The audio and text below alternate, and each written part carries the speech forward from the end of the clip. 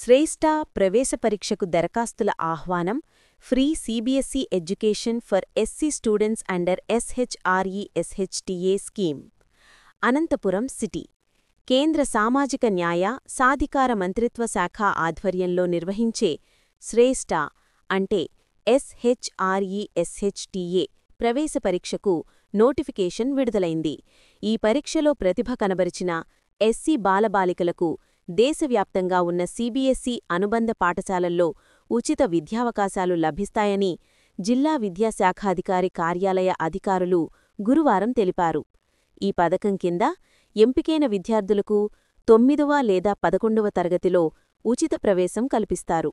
విద్యార్థుల పూర్తి ఖర్చును అంటే ట్యూషన్ ఫీజులు, హాస్టల్, పుస్తకాలు, యూనిఫామ్ తదితర వ్యయాలను కేంద్ర ప్రభుత్వం పూర్తిగా భరిస్తుంది.